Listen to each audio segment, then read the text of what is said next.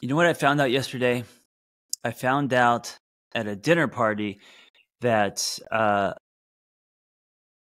the low socks, the socks where you wear because you don't want people to think you're wearing socks. You know what I'm talking about? The low cut socks, those are out. If you're wearing low cut socks, like with fitness shoes, sneakers, which I do, you are old. And I was thinking to myself, what the fuck is going on? When did this happen? I'm finding out so many things these days that is cementing my age, and it's weird because I don't feel old. I feel like I'm, with it, and I'm not. All the slang, all these new terms that I'm hearing, like zaddy and snug, and what you can say, what you can't say, and holy shit! You know what's happening is I'm witnessing when we were kids and we used to look at our parents and they would say things that were outdated, or they would wear things that were outdated, and we were like, "Oh, mom, what are you doing?" Or dad, what are you? Well, not me, my friends, because my parents were Korean and they were wearing shit from the they were wearing shit from the 70s and the 90s, right? So my parents were they were in a whole different they were like 3 generations behind, right? And then they went from that to in the 80s wearing sweatsuits and visors, right? The old Asian people wearing visors, and also socks with their slippers, with their sandals. Yeah. Which one could argue is kind of they were ahead of their time, because I think a lot of people now, a lot of celebrities wear things like that. They tuck their sweats into their socks, and they basically dress like old Asian people. They dress like what my parents dressed like in the 80s. But anyway, yeah, I'm having a lot of those weird moments now at 51 where I remember thinking my parents or my friends' parents were outdated because they were saying slang that was outdated and they were wearing shit that was outdated. And now to think that this is me, I'm that parent. Oh, it's really hard to accept. Anyway, today's a really important episode because we're going to talk about, well, not me, healing and repair, allowing the past to die.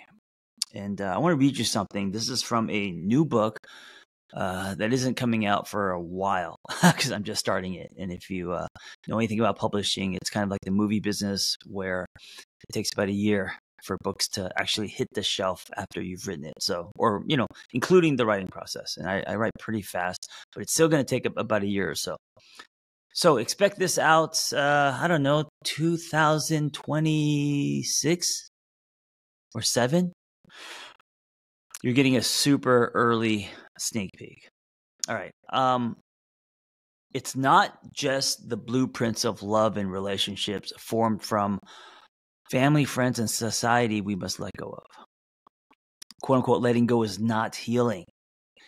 We have to allow our past experiences to die so they no longer have a grip on us. We must rewire and recondition ourselves. And the way that we do that is by giving our body, mind, soul, and I'm going to add heart, a new somatic or many new somatic experiences. Not just think about what we want, because thinking is slippery. Thoughts can create imprints, but it's in the dropping into our body and experiencing new, not just once, but over and over again, where those imprints then are cemented, right? And this is the whole thing. When people talk about rewiring and reconditioning, it's not a logical process. It's a somatic, or this is my belief, and also my belief from my life lived experience. It's a somatic experience, right? If not the old wiring, that's the past, will keep us stuck and stunted, repeating what was instead of creating what could be, what we truly want. If we don't continually eclipse the old by giving ourselves new experiences, we will continue to repeat old behaviors and patterns and pull from faulty beliefs formed from our story And that's what living in the past looks like, instead of writing a new story, right? And that's living in the present. But sometimes our adult self may be desiring a new experience, but our child self, because a lot of us pull without knowing our child self, the part of us that experienced trauma and is now afraid, right? Our child self is rejecting, resisting due to fear of what happened. So we must convince our child self that this new experience is going to be healing. In a way, by giving yourself a new experience that your child self is afraid of, because your child self doesn't know what's on the other side of that new experience, right? Because your child self lives in the past, has only experienced trauma and all the shit that your child self has experienced, unsafety, sky falling, panic, all of that. By giving yourself a new experience as an adult, your adult self giving yourself a new experience, you're actually reparenting your child self. Does that make sense? There's a corrective relationship. There's a reunion happening, and I'm going to give you some examples. So let's talk about love. Okay, so if your child self grew up in a home where there were a lot of eggshells and mom and dad were sleeping in separate rooms and throwing chairs and very reactive, if what your child self experienced was unhealthy, toxic love, then you grow up, and of course, because of your child self, a few things may be happening. One, you may be tracing that old blueprint, meaning creating love experiences that smell familiar. So you may be getting yourself into toxic, chaotic, emotional roller coaster ride experiences because that's all you know and that smells familiar. That's also exciting. And then, healthy or love that is calm and safe can actually feel boring, right? And it isn't until you as an adult know that this is what I need, even though I grew up with this, I know I need this because I'm an adult, I'm aware, I've been through some shit, and I know that this is what healthy is. I need to give myself this experience, and that has to be a priority, because if I don't, then the child self is only going to want to trace the old, right? In a way, you're living in the past. So I'm going to give myself this new experience by making adult choices. Some of these choices are going to be hard to make because your body, your child self, may want chaos or the bad boy or untrusting or unsafe or, reactive relationships. So then your adult self decides, okay, you know what? This is what I need. This is what's prescribed. If I don't give myself something new, I'm only going to repeat the old. So you finally get to a place in your life, and maybe, by this time, I think most people are in their 30s. I'm going to give myself this. I'm going to choose this person. And in the beginning, it may actually feel uncomfortable. There may be resistance because it doesn't, it's like almost too good, right? And a lot can happen when we give our body the experience of something that is actually healthy. One, we may feel like we don't deserve it, right? Because we haven't had that. And because of our story. Two, we may think it's boring. We may think it's boring because we're used to this chaos, right? We're used to the roller coaster. And then now that we've found, what's a safe roller coaster? We're used to the roller coaster with the loops and shit, right? And then we find something that is more like, it's a small world. I've never been on that ride. I'm assuming it's very kind of relaxing. One of those water rides where it's like a log ride and you're just enjoying the view, right? It could feel boring. But if you stay with that by giving your body that new experience, and this is when I talk about swinging past the breakers, this is what I'm talking about. Sitting with that new, knowing that what you're doing is you're reconditioning your body, you're rewiring your body, right? And also at the same time, you are telling your child self that it's okay. I'm going to take care of you. Trust me. right? Now, this doesn't mean that the new experience you give yourself, the healthy love, is going to work out, because love working out is a whole nother thing. And of course, it requires so much more, but at least you're attempting to give yourself something new. And even if that love is short-lived, you are giving your body and your child self a new experience that it hasn't experienced before. And that in itself is gold. That in itself is medicine. And I think most people don't put weight or value on that, because their definition of a successful relationship is if it goes forever, right? Like once a relationship expires, you say to yourself, "Oh, that wasn't successful, or that relationship has failed." I don't look at it that way, because there's so much that you may have gotten from that relationship, even though it didn't work out, that is extremely beneficial to your becoming, to your evolution. And so one of the ways that I define healing is the action of giving yourself a new corrective experience. And the action of doing that is going to also cause a reunion. And that reunion is you finally allowing your child self to feel safe.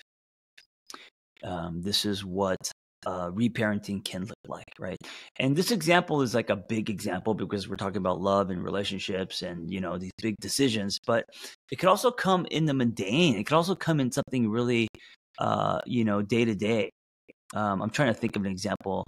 Maybe you take yourself out to a nice dinner by yourself as a corrective new experience, which you usually don't, because your child self grew up poor and you're not used to buying yourself things, right? So the idea of taking yourself out to sushi, one of my favorite foods is sushi. One of my favorite things to do, and I file it under self-care. Sometimes I feel guilty about it, is to get on my motorcycle and go to my favorite sushi spot, which can be pricey, right? And drop $100 on myself for dinner or lunch, and as a treat, and also like be okay with it, right? I am giving myself a corrective experience in that when I was younger, I didn't have those experiences. I didn't grow up rich, and so for me, for my child self to sit at the sushi bar and eat expensive raw fish, can feel uncomfortable. Can feel like, oh, I don't deserve this. What am I doing? I'm wasting my money. I'm not rich, or whatever. All these like false beliefs can come up. My adult self giving my child self permission to sit here and eat this exotic food. I don't know if it's exotic, but it's this amazing food. Have this treat is the corrective experience, and it's my adult self also taking care of my child self, saying it's okay, I got you. A lot of when I was quote unquote single on purpose and I took myself out a lot, was this. It wasn't just me sitting at the counter saying I'm going to go out to eat because I don't know how to cook. Of course, that was part of it. It was me saying I'm going to take my child self out and reparent him. I'm going to give him some things that he didn't get when he was growing up.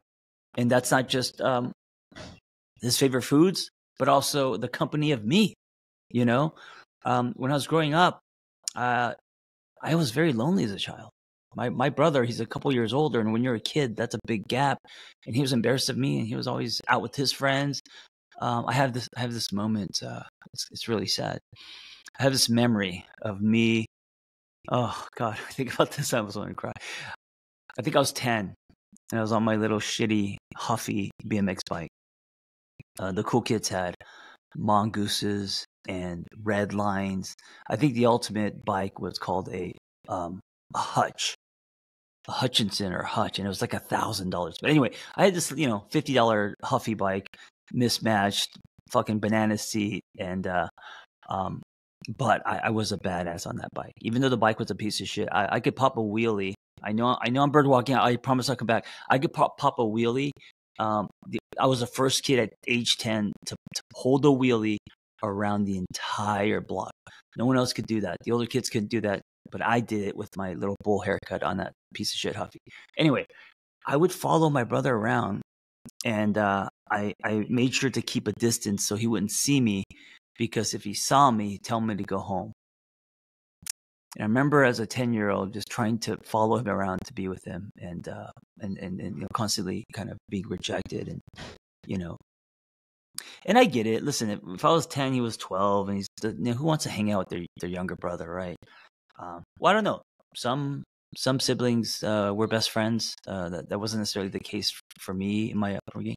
We're definitely closer now as adults, but I was a lonely kid, and so I found I had to find a way to not be lonely, to distract myself, and I found that through GI Joes, and I found it through imagination. Hours of playing Legos and staring out the window with just wondering, if I could fly, and just living in fantasy. And a part of that fantasy was also like scoring the centerfold of Playboy magazines and all, from friends and older brothers, because back in those days, you had to know someone to get your hands on a photograph of a naked woman. Now all you need is Wi-Fi. Anyway, but because of that, I grew up very lonely, and so part of my being single on purpose and giving myself a corrective experience, but also a connective experience to my younger self, was to spend a lot of time with me. And what that looked like on the surface was on the motorcycle, the restaurant bars, at the diner with books, just walks on the beach. And it wasn't just like me doing something to distract myself. It was me sitting with myself by allowing my inner child to be himself and to not feel lonely. And I know it sounds a little abstract, but that was what rewiring, reconditioning, and reconnecting to myself looked like. Anyway, thank you for listening, and ask yourself, what does it look like to give yourself, body, mind, heart, soul, a new experience, to eclipse the old and to connect to that part of you that you may have disconnected with years ago. Thank you for listening. Be well.